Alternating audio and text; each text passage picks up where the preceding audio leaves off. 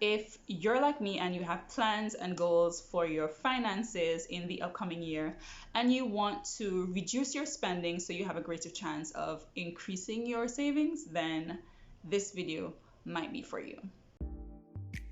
Here are 5 unique ways on how to reduce your spending in the upcoming year.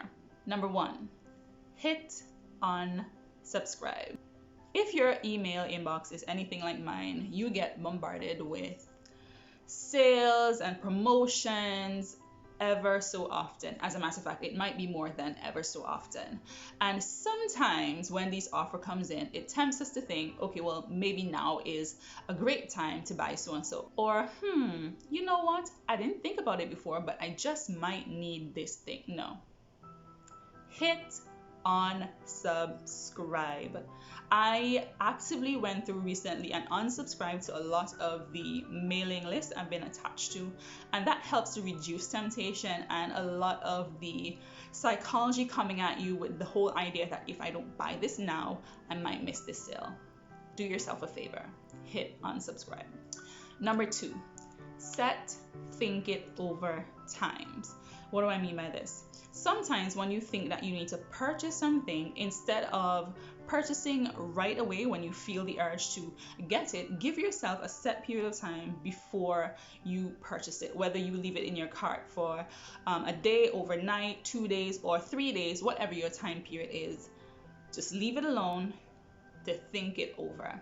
I recently had an experience where I had the offer of a course on decluttering.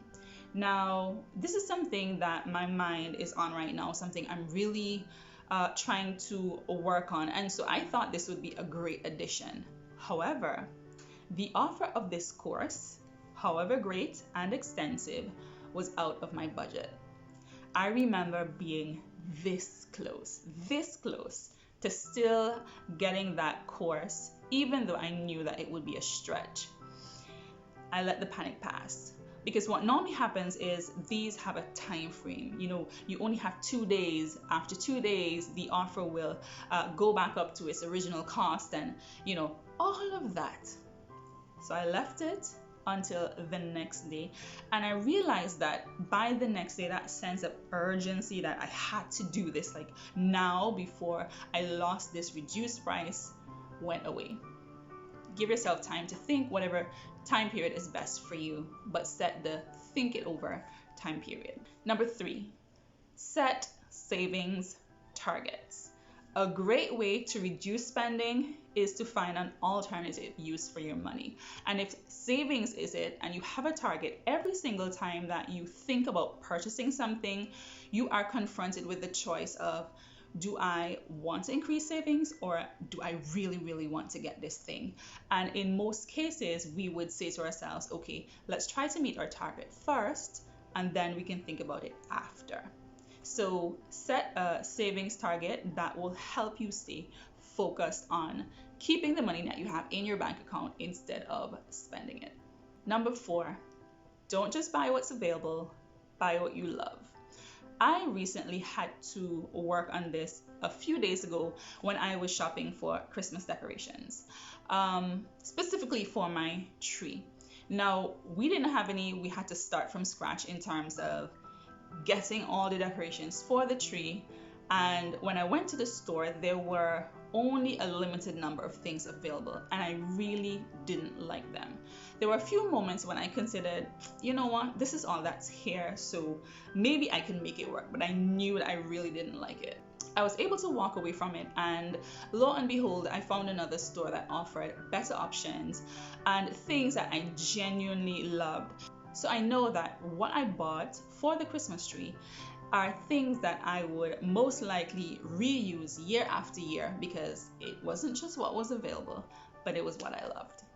Number 5, and this one is huge for me. Keep your values in mind. One of the things that's valuable to me is having clean, non-toxic makeup. And over the last few years, I've transitioned a lot of my makeup to green beauty, non-toxic makeup.